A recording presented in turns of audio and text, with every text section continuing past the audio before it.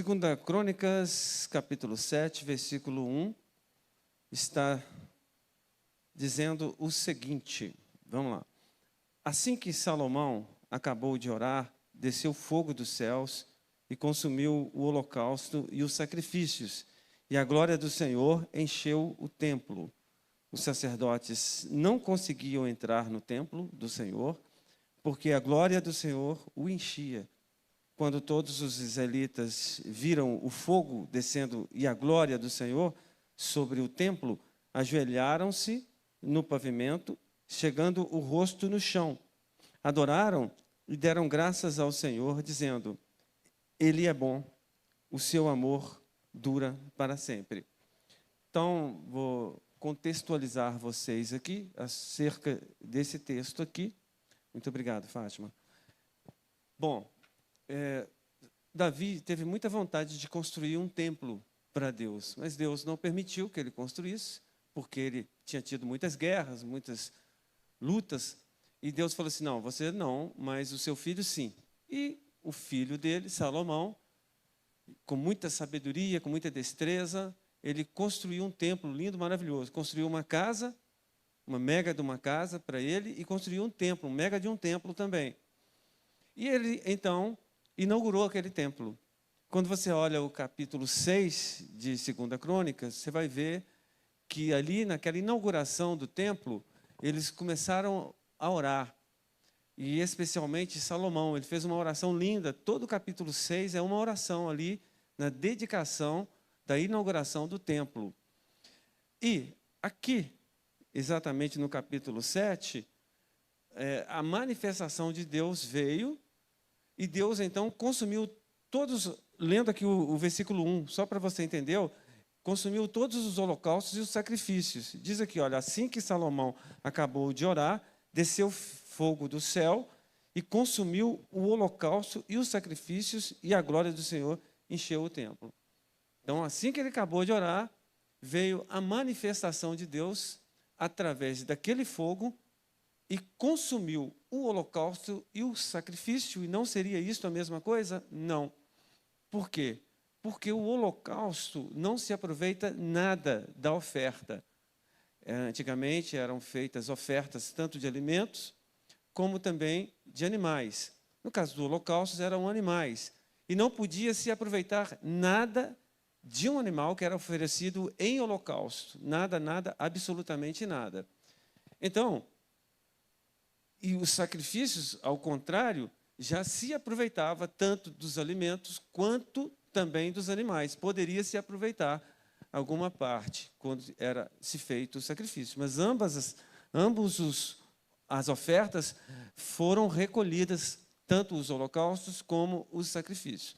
E isso trazendo para os dias de hoje, a gente pode perceber que o holocausto é algo integral e o sacrifício é algo parcial. E muitas vezes isso acontece na nossa vida.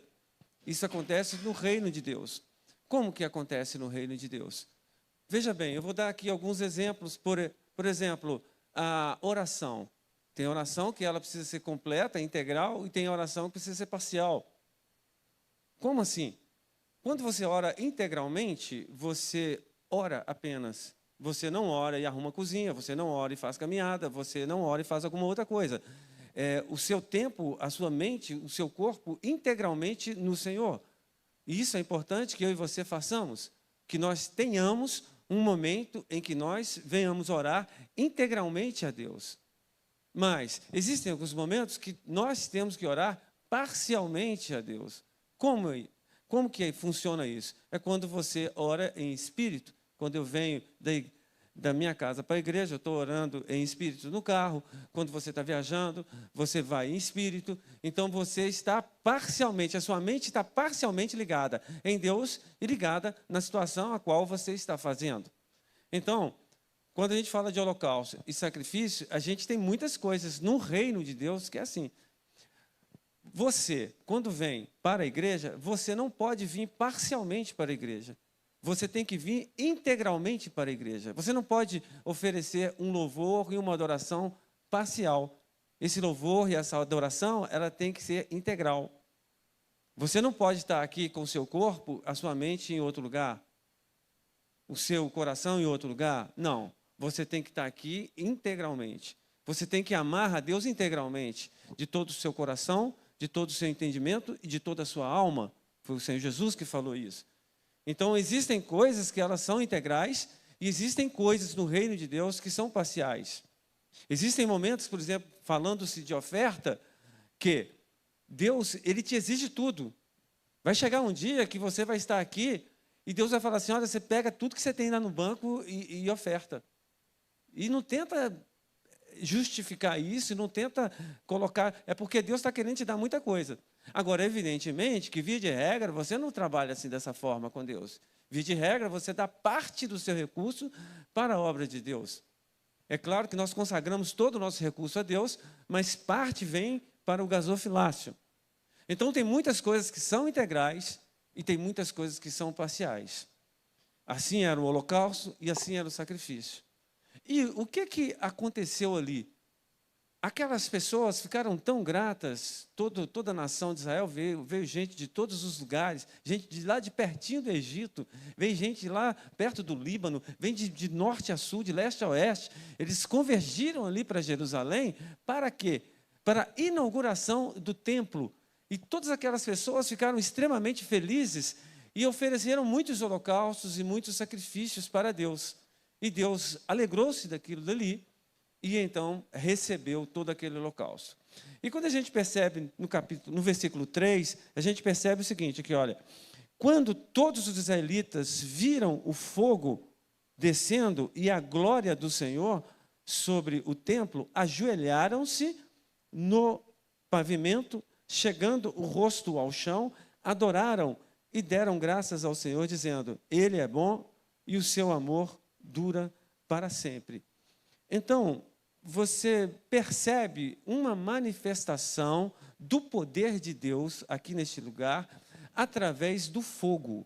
Veio ali sobre aquele templo, e especialmente sobre o pátio, porque ali no tanque, porque existia um tanque ali, um tanque do sacrifício no templo, mas só que era tanto animal, tanta oferta, tanto holocausto, que não coube. Eles colocaram tudo lá no pátio mesmo.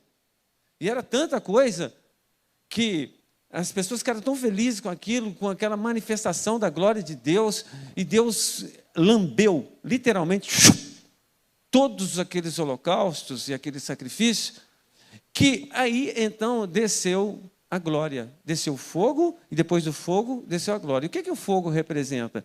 O fogo, quando a Bíblia fala de fogo, fala sobre claridade, fala sobre purificação, fala sobre juízo, fala sobre iluminação.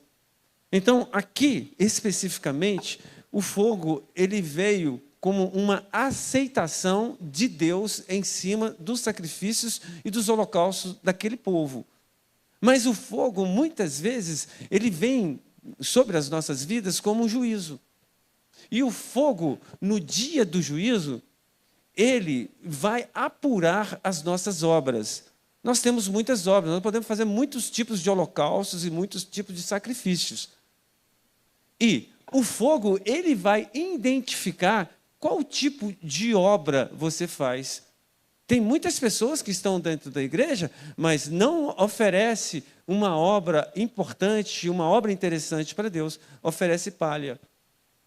E o apóstolo Paulo, ele fala sobre isso. 1 Coríntios 3,11 nos fala, diz aqui, olha, porque ninguém pode colocar outro alicerce além do que já está posto, que é Jesus Cristo. Se alguém constrói sobre esse alicerce, usando ouro, prata, pedras preciosas, madeira, feno ou palha, sua obra será mostrada. Que dia? No dia do juízo. Porque o dia do juízo atrará a luz, pois será revelada por quê?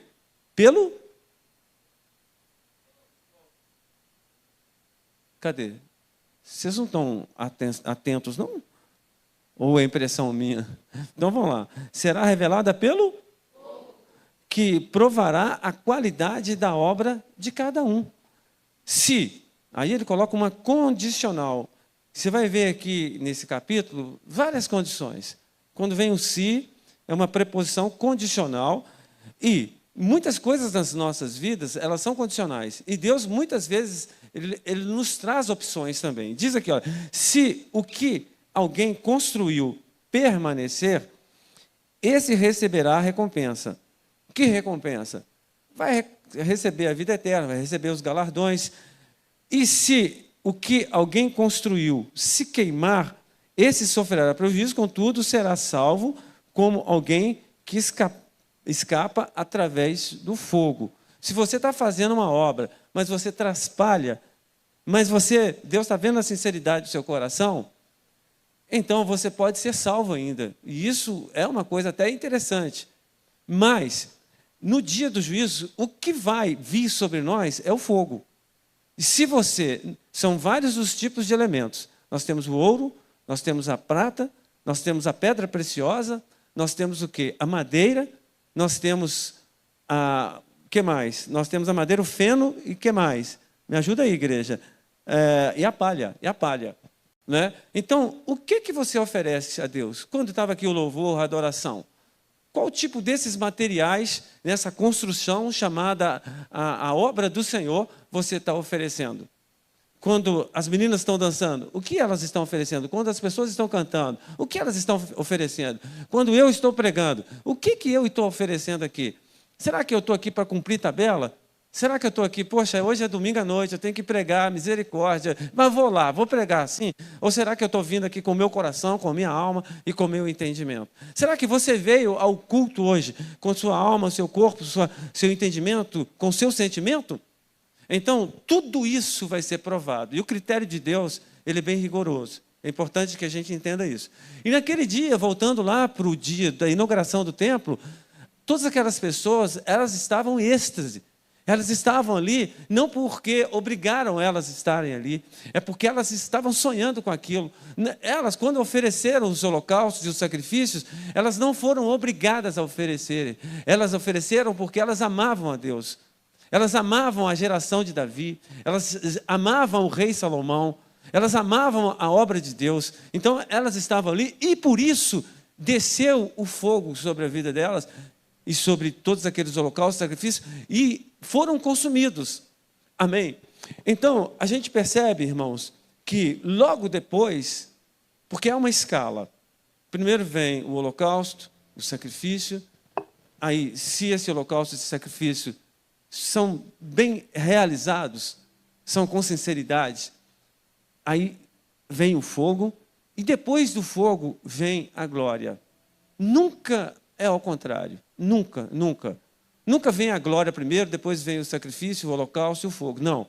Primeiro vem o holocausto e o sacrifício. Trazendo isso para hoje, para os dias de hoje, irmãos. Porque muitas pessoas pensam assim, mas o Senhor Jesus já não foi o holocausto na cruz?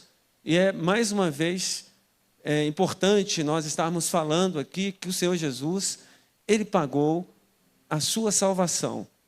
O sangue derramado ali, Ele pagou a sua salvação. O seu corpo sacrificado, Ele te traz cura, Ele te traz libertação, evidentemente.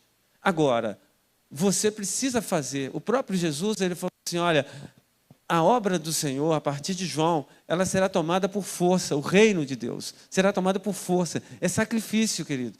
Então, trazendo para os nossos dias de hoje, muitas vezes você não quer vir à igreja, você não quer orar, você não quer ler a Bíblia, você não quer fazer, mas você tem que fazer um sacrifício. Amém?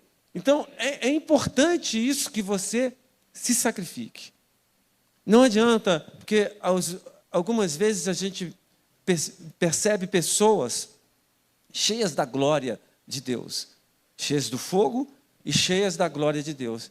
E a gente fica assim, nós queremos isso. Mas atrás disso, irmãos, tem uma renúncia, uma vida de renúncia, vidas de oração, vidas de santidade. Ou você acha que é fácil abster-se do pecado? O pecado é gostoso, irmãos. O pecado, como diz um bom mineiro, é bom, mas ele é dolorido. Então, você precisa dizer não. Para que você receba a glória de Deus, você precisa dizer não ao pecado. O pecado, como diz o Tales, ele bate à tua porta todo dia, todo dia o pecado bate à tua porta, e todo dia você tem que rejeitar esse pecado. Porque se você não rejeitar o pecado vai te engolir. E o pecado vai te afastar de Deus. Então, é importante que a gente faça esse sacrifício, esse holocausto. Muitas vezes temos que oferecer um Isaac. Eu já ofereci muitos Isaques para Deus. Ou você acha que eu já nasci assim, querendo Deus a todo instante, a todo momento? Não. Muitas e muitas lutas eu já travei na minha vida e travo até hoje. Muitas e muitas lutas, que talvez você nunca imaginou isso, que eu travasse tantas lutas. Mas eu tenho que fazer sacrifício. Se eu quero ver a glória, se eu quero ver o fogo de Deus, eu tenho que fazer sacrifícios para Deus. Eu tenho que, muitas vezes, entregar aquilo que é importante para mim. Quando a gente olha para Abraão, a gente percebe isso. Deus falou assim: Abraão, eu quero o que você tem de melhor, eu quero seu filho. E ele foi e entregou seu filho como holocausto ali no Monte Moriá. Só que Deus não queria aquilo de fato. Deus queria ver o coração dele. E ali, no Monte Moriá, Deus providenciou um holocausto e trouxe ali para que ele, então, oferecesse um cordeiro, um carneiro. Então, é importante que a gente se sacrifique. Talvez hoje, escute isso que eu vou falar com você, Deus vai te pedir alguma coisa. Talvez. Talvez amanhã, que começamos um jejum, você, além do jejum, vai fazer um propósito também. Se Deus te pedir, irmãos, olha, eu quero te falar aqui, se Deus te pedir a internet, dá a internet para Ele. Faz esse sacrifício, faça esse holocausto.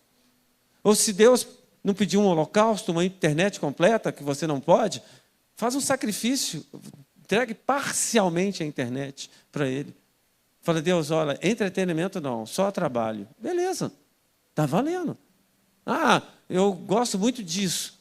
Talvez você não está nem pecando por isso, mas se Deus te pedir, vai. Outro dia eu estava conversando com a Simone sobre isso, que a gente faz muitos jejuns, até mesmo fora de campanha de jejum aqui. E a Simone estava abrindo mão de algo que ela já não consumia muito, esse algo. Eu falei: Simone, mas o que adianta você estar abrindo mão disso? Ela falou assim: no momento em que você fala que não vai fazer isso, a tentação ela aumenta muito mais. Por exemplo, você nem liga para refrigerante, mas aí você fala assim: eu vou ficar sem tomar refrigerante 30 dias. Irmãos, o que vai vir de refrigerante na célula, o que vai vir de Coca-Cola gelada para você, é um absurdo isso. Então, muitas vezes acontecem essas coisas. E é importante que a gente abra mão de alguma coisa. Ou holocausto, você vai abrir mão integralmente de alguma coisa, ou sacrifício, você vai abrir mão parcial de alguma coisa, para que o fogo do Senhor venha e consuma, se for verdadeiramente o sacrifício e o holocausto que você fizer, e aí sim, depois de tudo isso, você vai perceber a glória. E o que é a glória? Se o fogo nos remete a isso, a Deus absorver todo o seu sacrifício e todas as suas ofertas, o que é a glória? A glória é o regozijo que você tem em Deus. Eu não sei quantos de vocês já experimentaram na sua plenitude a glória de Deus. Eu já experimentei algumas poucas vezes, na plenitude, poucas vezes. É extasiante. Veja bem, não sei quantos de vocês já mexeram com droga aqui. Quando você está no mundo da droga, você tem uma onda. O que é uma onda? Uma onda é quando a droga ela faz um determinado efeito e na minha época eles falavam isso, eu não sei nem se tem alguma outra expressão hoje. Quando aquela onda vem, você fica na loucura. Na loucura é quando você fica entorpecido, né? Você fica loucão, doidão ali, você viaja. E os malucos também é uma terminologia, né? Tem que falar aqui para crente, né, irmão? Os malucos é os doidão, os noiados, ou os adictos, né? Eles gostam dessa onda, mas a onda passa. Dependendo da droga que as pessoas consomem, essa onda passa rapidão. É rapidão aquela onda. E aí, quando a onda passa, eles ficam nervosos, ficam irritados. Eles queriam que a onda não passasse. Mas só que eu não estou aqui falando de uma droga. Eu estou falando de um êxtase, que não é um entorpecente.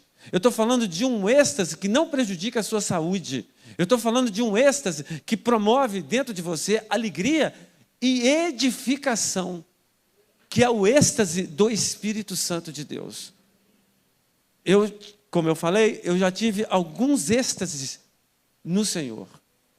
E quando você jejua, como eu já fiz vários jejuns prolongados, quando você jejua, quando você faz sacrifícios e faz holocaustos, querido, vem fogo e vem glória.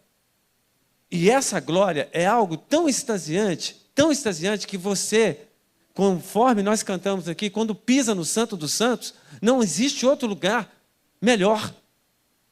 É só quem já pisou no Santo dos Santos que pode falar da experiência que é.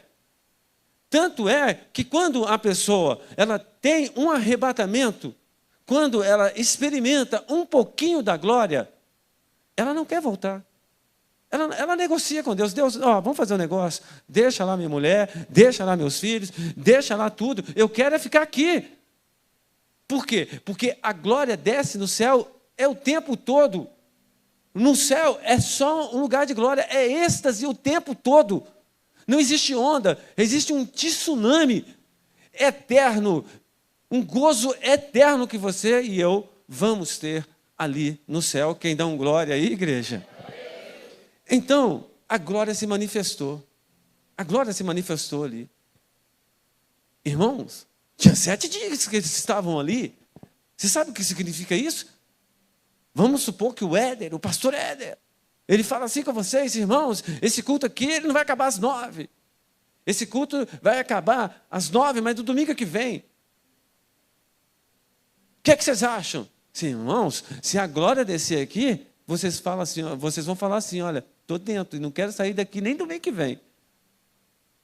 E aí vai embora emprego, vai embora contrato, vai embora patrão, vai mandar embora você também, e aí vai embora tudo. Tudo passa a ser secundário. O maridão vai ficar nervoso, você não vai estar nem aí.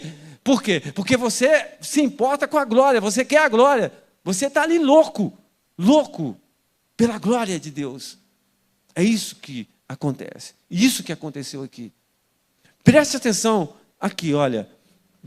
No versículo 8, durante 7 dias, Salomão, juntamente com todo Israel, celebrou a festa. Era uma grande multidão. Gente vinda desde Lebo-Amate até o ribeiro do Egito. Olha para você ver, lá perto do Egito. No 8º dia, realizaram uma assembleia solene. Sabe o que é uma assembleia solene? É uma assembleia mais técnica. Vamos fazer uma assembleia aqui, gente? Vamos organizar o que a gente vai fazer aqui. Vocês estão muito animadão aí, a glória está descendo aqui, mas vamos ficar um pouco na razão aqui. Vamos ver o que a gente vai fazer. E eles fizeram essa assembleia solene, depois de uma semana de culto. Uma semana, a Bíblia não nos fala como eles comeram, como eles se hospedaram, como tomaram banho, não fala nada disso. Mas eles deram um jeito, vocês podem ter certeza. E aqui nos fala o seguinte: no 8º dia realizaram uma assembleia solene. Levaram 7 dias para a dedicação do altar e a festa se prolongou por mais 7 dias. E eles não queriam ir embora. Por quê? Por causa da glória. A glória estava ali. Quando a glória desce, querido, você quer ficar. Esses dias agora teve um avivamento nos Estados Unidos. Eu não me lembro qual cidade. Cidadezinha do interior. Eles começaram com um culto e esse culto demorou meses. Estava se falando, vocês lembram disso? Esses dias agora, tem pouco tempo, deve ter acho que foi ano passado que aconteceu isso. Eles ficaram lá, acho que mais de 40 dias no culto. Vieram gente de tudo quanto é canto, não parava. Por fim, o prefeito mandou todo mundo embora. Por causa que ali naquele lugar, uma igrejinha pequena, estava a glória de Deus. Quantos já viram falar no avivamento da rua Azusa? 1906. Esse avivamento demorou, acho que foi 1 ano que demorou. As pessoas iam ali e a glória descia ali naquele lugar e todo mundo ficava extasiado ali e ninguém queria sair. O avivamento do país de Gales aconteceu um dia antes, lá do lado da Inglaterra. Foi a mesma coisa. Um dia não, um ano antes. Então, é importante que a gente entenda isso, querido. É muito bom, é muito gostoso. Muitas vezes eu fico de madrugada orando lá na minha casa e não vem essa glória que veio aqui não, irmão. Eu falo com vocês. Vê uma glória, vê um pedacinho de uma glória. Um pouquinho de uma glória. E a coisa já fica boa. Eu fico imaginando quando a glória vier. Ali, quando Moisés pediu para Deus se manifestar, Deus falou assim, eu vou quebrar seu galho, Moisés. Você vira de costas, fica atrás da fenda, e eu vou deixar um pouquinho da minha sombra aparecer. E aí, olha para você ver, porque se Deus se manifestar, todo mundo derrete, irmãos. Derrete, mas derrete, não sobra nada, nenhuma molécula sobra sua. É a glória de Deus, a manifestação, é o êxtase de Deus. Ele vem. Então, ali naquele lugar, a glória de Deus estava intensa. Eu não acredito que esteja de acordo com a glória de Deus lá no céu, mas ela estava forte. Ela estava muito forte. E as pessoas ficaram ali mais de 14 dias. Mais de 14 dias. E não queriam ir embora. E diz aqui, o Salmo 84, versículo 10. Melhor é um dia nos teus átrios do que 1000 no outro lugar. Prefiro ficar à porta da casa do meu Deus a habitar nas tendas dos ímpios. Não, às vezes eu fico pensando, quando você é liberto do mundo, e quando você olha para o mundo, você fala assim, meu Deus, o que esse povo acha nisso? Por exemplo, na época que eu bebia cerveja, cachaça, essas coisas, e eu ficava no bar, aquilo ali eu ficava projetando na segunda, na terça, vai chegar a sexta, cessou! E aí ia para o boteco, ia ali, descia uma, duas, fazia questão de mostrar que eu estava bebendo, enchia lá 6, 7, 8 garrafas de cerveja, ali 2, 3 pessoas, 10, muitas garrafas de cerveja, e fazia, aquilo ali era um troféu para a gente, e a gente saía ali bêbado, conversando, alegrando e tal. Hoje, eu olho aquilo ali, eu falo, meu Deus, como que eu pude fazer isso? Porque não existe alegria naquilo. Não existe paz naquilo. Existe uma alegria, uma onda, como eu falei aqui, passageira. Em alguns momentos você tem aquele êxtasezinho de alegria, mas no mais é depressão, é tristeza, é desavença familiar, é guerra, é o devorador entrando, é tantas coisas ruins, tantas coisas negativas. Eu vejo um baile funk, eu falo, meu Deus, o que é isso? Como que essas pessoas podem se alegrar? Irmãos, me perdoe, né, aqui se eu ofendo alguém aí na internet. Aliás, a câmera não está aqui, a câmera acho que está lá para fora. Nem sei se está aí. Ah, tá. O que acontece? Às vezes eu fico olhando. Teve um dia, um ano desse, uns 2 anos atrás, carnaval aqui em Belo Horizonte, eu tive a infelicidade de ir lá no centro da cidade. Eu fui lá na Afonso Pena, não sei o que eu fui resolver ali. Vim ali pelo Santa Teresa, meu irmão, eu peguei o engarrafamento e eu vi um tanto de gente. Eu falei, eu tive que ligar o ar-condicionado, eu tive que escutar uma música alta, porque aquilo dali, irmãos, para quem tem o Espírito Santo, repulsa. Aquilo ali não bate, não tem liga. A coisa é muito ruim. Você chega a pensar assim, você fala assim, o que esse cara está fazendo? Como que esse cara vai gastar dinheiro com isso? Isso é ruim demais. E o pessoal fica assim, não, foi bênção. Bênção não, né? Foi bom demais. Bênção não, né? Crente é incrível isso, né? Crentez não sai da gente, até quando a gente vai falar do mundo. Então, isso foi... Como é que o mundo fala, hein? Eles não falam bênção. Hã? Foi forte? Eles não falam forte também. Foi top? Foi top. Foi top, cara. Doidão. O que foi top aí, meu filho? Você está todo suado. Olha o seu semblante está ruim.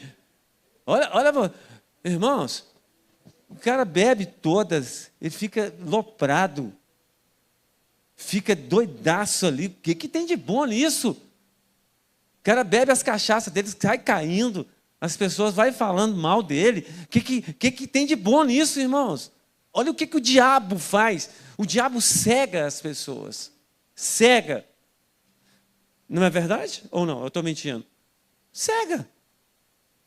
O diabo, irmãos, ele cega tanto as pessoas que ele te dá um marido bom, ele te dá uma esposa boa, ele te dá filhos bons.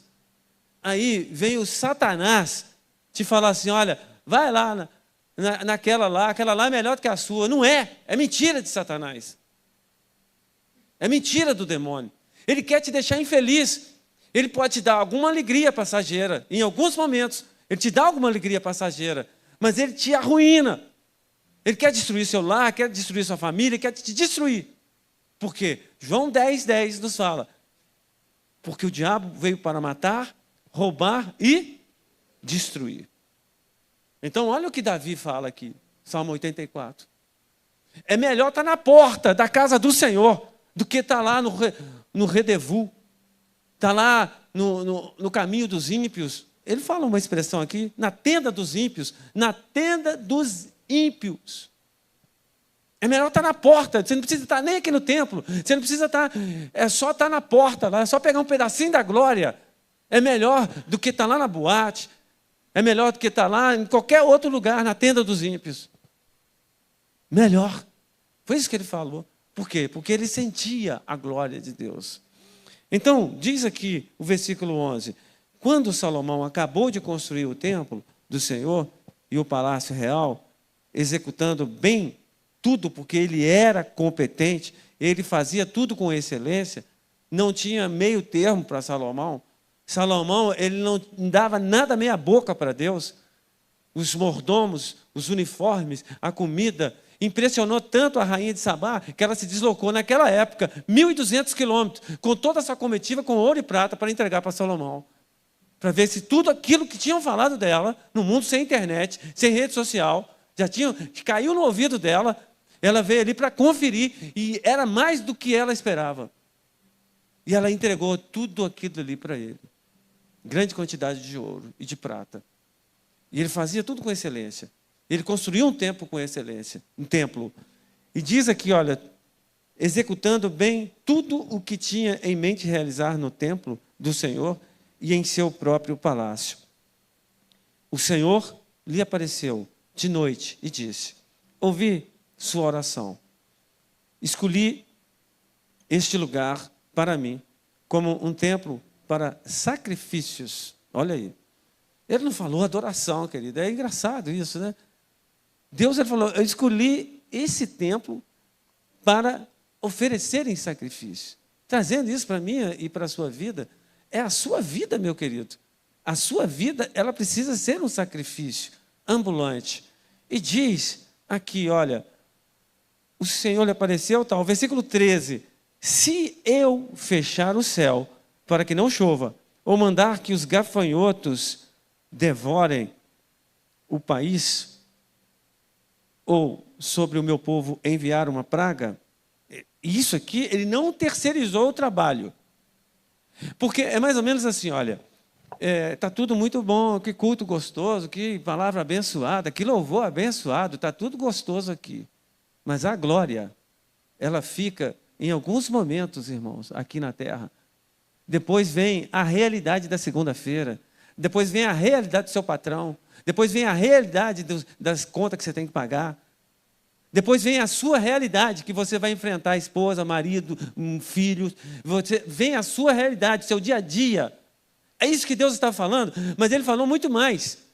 Ele falou assim, olha, Salomão, eu gostei da sua oração que você fez lá no templo, eu gostei dos sacrifícios que o povo entregou, mas vamos conjecturar. Deus falou com Salomão, vamos conjecturar, vamos imaginar uma coisa.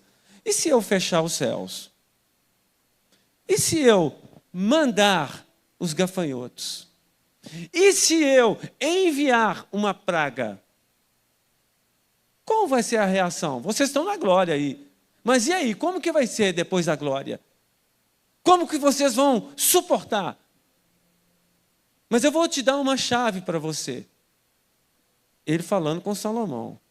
E ele disse assim, olha, se o povo se afastar, diz aqui, olha, se o meu povo, que se chama pelo meu nome, se humilhar e orar, buscar a minha face e se afastar dos seus maus caminhos, dos céus o ouvirei, perdoarei o seu pecado e curarei a sua terra.